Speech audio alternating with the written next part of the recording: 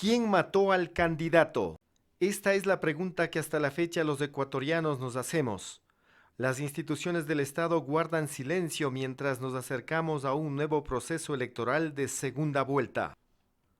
¿Los resultados de las elecciones de segunda vuelta en Ecuador están en riesgo?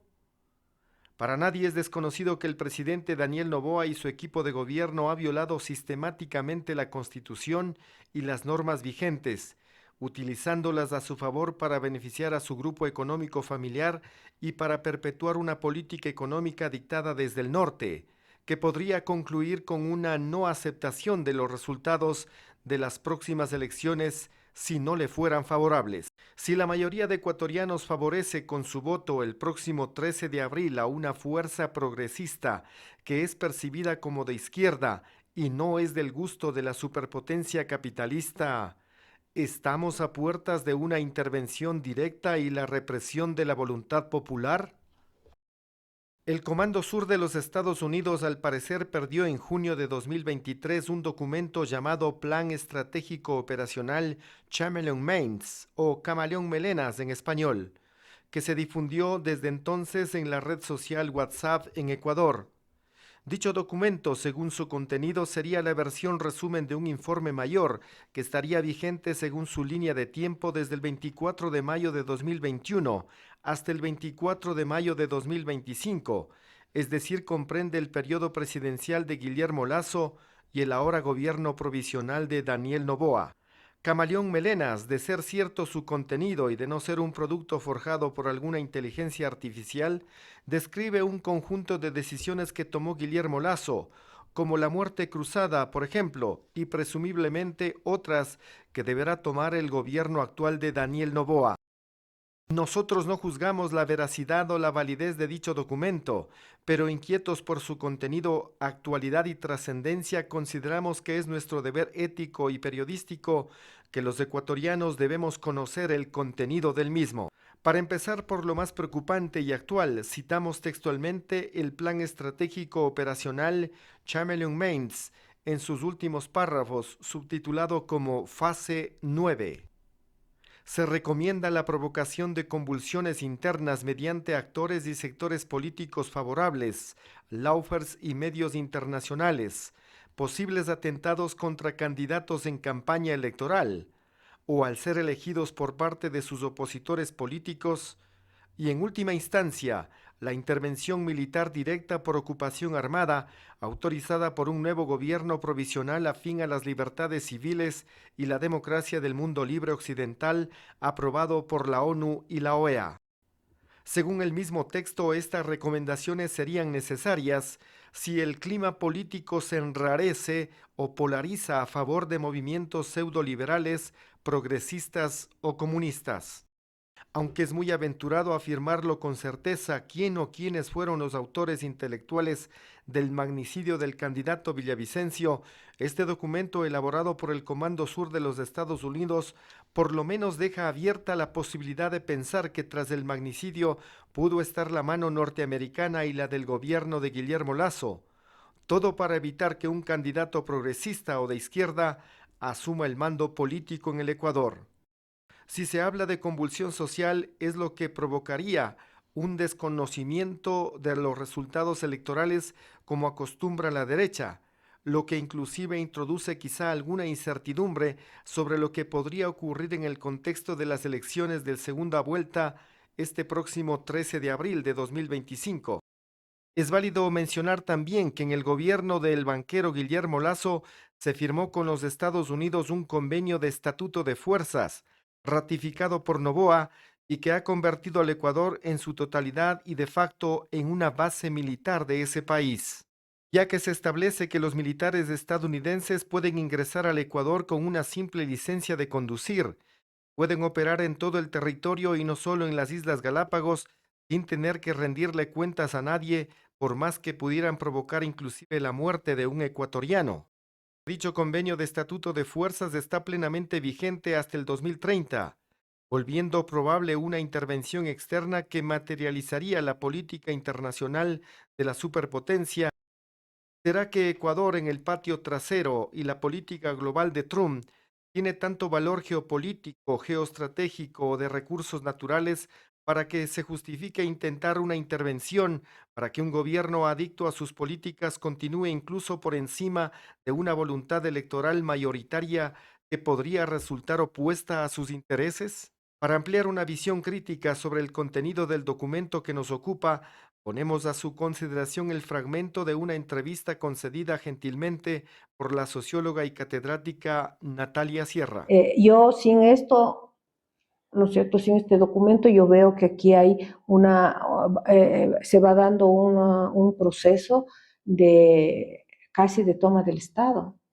O sea, y como la institucionalidad de la democracia del sufragio es como ya una especie de como, no sé, o sea, ya bueno, digamos que estamos haciendo elecciones. ¿Me explico? Pero no es así. Entonces, por eso a mí me cuesta el tema de estar, o sea, si Maduro no respeta, pero es que aquí tampoco está respetando nada. Entonces, ¿quién nos asegura en este momento? ¿No es cierto? Que se van a respetar, que se van a respetar los resultados electorales. Si no les y los resultados electorales, después de todo, un fraude. ¿Me explico? Porque el fraude no es en las urnas, el fraude viene desde antes. ¿Ya? Pero digamos que a pesar de todo lo que hacen, ahí dicen, ¿no? A pesar de todo lo que hagamos, ahí dice que hay que tomarse las instituciones electorales, ¿no? ¿Ya? Pero si a pesar de todo lo que hacemos, porque así también hay estos azares de la sociedad decide que no quiere eso y quiere lo otro, pues también tenemos una respuesta para esto. Y eso es lo que la sociedad tiene que estar atenta, ¿no es cierto? Porque eso ya es claramente una intervención en nuestra vida de forma directa, agresiva, violenta y totalmente antidemocrática. Pero y en el final, porque ahorita ya se está operando. O sea, la gente tiene que entender que el juego democrático tiene reglas y que funciona si se cumplen las reglas. Yo no puedo creer en ese juego democrático, yo siempre he sido crítica a ese sistema, pero digamos, ya entramos y es lo que tenemos, no hemos logrado inventar otra cosa. Y eso tiene unas reglas claras y tenemos que exigir que se cumplan, ¿no es cierto? Pero no se cumple, o sea, no se están cumpliendo ni en este ni en el anterior. Fíjese que ahora sale con los chats de estos del señor Villavicencio que se hizo fraude para que no entre el candidato de Pachacute en el 2017, el Iago Pérez. ¿No es cierto? Entonces, ya, ahora se sabe. Pero es que en este momento, lo único que nos falta ahorita de lo que está aquí en este documento, si usted se pone a ver hasta el momento de ahora, si hacemos un corte, ahora, ¿qué nos falta de ese plan que se cumpla? Si es que no se consiguen los objetivos mediante digamos, este cerco mediático, el lawfare, que es una persecución jurídica, se entorpecen los procesos electorales, vienen las convulsiones sociales, vienen atentados a candidatos en campaña. Eso ya se hizo. Y en última instancia, mediante la autorización de un gobierno provisional, según dice este documento, la posibilidad de que haya una intervención directa y armada en el país. Eso es lo único que nos falta, porque ya se ha hecho el cerco mediático, ya se ha hecho los atentados a candidatos. Se hizo el atentado, que no es atentado, o sea, hubo un asesinato de un candidato aquí, el señor Villavicencio. Se han matado candidatos a otras dignidades, ¿no es cierto? Se ha tomado los órganos de control. Todo ya se ha dado. ¿Qué nos falta? Si es que a pesar de todo esto, ¿no es cierto?, el pueblo dice, no queremos. Entonces ya queda la intervención. Entonces, mire, este punto hay que verlo en este contexto. Porque el señor Trump ha vuelto a activar con más fuerza que el señor Biden, ha vuelto a activar el tema del narcoterrorismo. Por ejemplo, no es gratuito que ahora digan, vamos a declararles al Tren de Aragua y que dicen que ha habido unos enfrentamientos en México. O sea, si nosotros cogemos la experiencia de Medio Oriente, es similar. ¿No es cierto? Aquí hay unos narcoterroristas que están atentando contra la seguridad de Estados Unidos, ¿no es cierto? Y nosotros, para defender nuestra existencia, podemos intervenir. Entonces, el discurso del terrorista y todo el aparataje jurídico en torno a eso que armaron los norteamericanos después de las Torres Gemelas les da autorización para entrar a cualquier país en este juego de yo declaro este terrorista. Hay alguien que dice, y es lo correcto, uno debería preguntarles por qué primero no acaban con los carteles internos que tienen, desde los carteles que reparten la droga en el mercado norteamericano hasta los carteles que lavan la plata del capital criminal en los sistemas financieros norteamericanos. Es que eso, el pueblo tiene que darse cuenta que eso no es cierto, que eso es un justificativo, que lo que quieren es entrar a controlar América Latina en su guerra geopolítica con el eje euroasiático. O sea, si nosotros llegamos a un resumen es eso, necesitan el control de Estados Unidos para eso. Eso, así estamos. Entonces ahí deben tenernos mapeados, obviamente, porque eso hacen, hay inteligencia, a ver qué papel juega el Ecuador, qué papel juega Argentina, cómo tiene que comportarse o sea, son los directores de la orquesta, pero sin la fuerza y la hegemonía que tenían en el siglo pasado, y eso les vuelve más violentos. Gramsci decía, cuando un poder es hegemónico no necesita la violencia. La violencia de un poder aparece cuando va perdiendo hegemonía, y es lo que le está pasando a Estados Unidos. Cuando caen los imperios, los coletazos de la caída son brutales, porque nosotros tenemos que tener en cuenta que Estados Unidos, su sociedad no está sana, y eso es un indicador de que va a ser difícil que se recupere. Nunca en la historia uno puede decir en lo absoluto no se puede recuperar, aunque el Jeffrey Sachs, que es un economista, dice que no tiene vuelta atrás la caída del imperio, pero yo no voy a decir eso, digamos, puede ser. Pero lo cierto es que no tienen las condiciones internas, esa sociedad está fragmentada, está quebrada. O sea, California está tomando, salió una noticia que hay un proceso que se está llevando en California de recoger firmas para separarse de los Estados Unidos. Es decir, entonces los coletazos se vuelven brutales. Y América Latina ahorita necesita ser otra vez controlada de forma total. Pero claro, una cosa es controlar la América Latina del siglo pasado, ¿no? De fines del siglo pasado, y otra cosa es controlar la América Latina ahora, que tiene toda una intervención económica de China, que tiene gobiernos que no están alineados a los norteamericanos, que tiene gobiernos, porque aquí vamos a ir más allá de lo políticamente correcto, ¿no? O sea, eso ya es una responsabilidad de cada persona, de cada grupo que tenga su ética, pero vamos a hablar así como un análisis. O sea, Venezuela tiene que alinearse, pues, o sea, sola no puede. ¿Sí me explico? Sola no puede. Entonces aquí que vengan a decir que la democracia, ¿qué democracia? ¿Cuál democracia? ¿La de Estados Unidos? La democracia de Europa que se ha ido contra todos sus principios para apoyar a Ucrania en su guerra con Rusia, que ha ido estropeando hasta derechos humanos, la cuna de los derechos humanos, ha ido estropeando los derechos humanos en la guerra de la OTAN con Rusia, ¿verdad? ¿De qué democracia quieren hablar?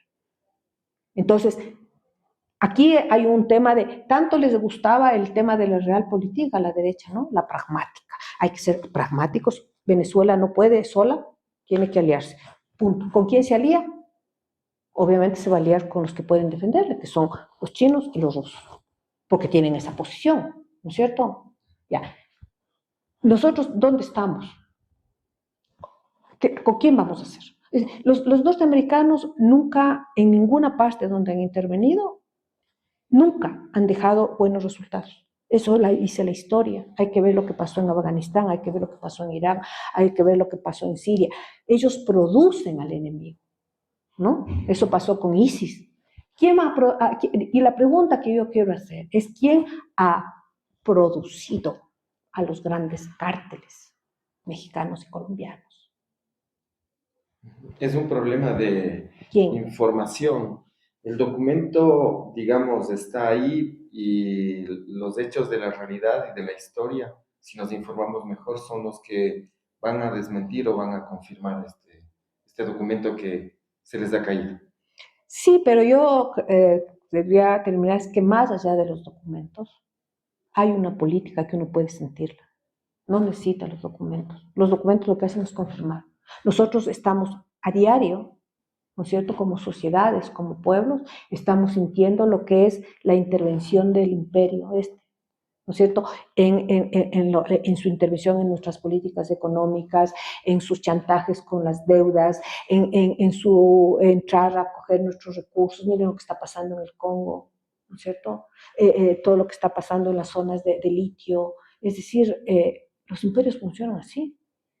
Y el imperio norteamericano tiene un antecedente que es uno de los imperios más guerreristas, al menos de la última época, que es el imperio inglés, ¿verdad? Entonces, es simplemente mirar lo que está pasando y podemos mirar a nivel macro, que quizás es más difícil para todos mirar a nivel macro, se necesita más, pero a nivel micro basta mirar cómo, ¿no es cierto?, ha venido operando estos últimos gobiernos ya, el último ya, el último.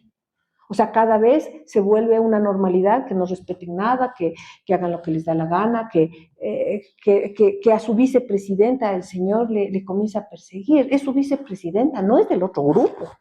Fíjese, no es de los correístas, no es del Partido Social Cristiano, es su vicepresidenta.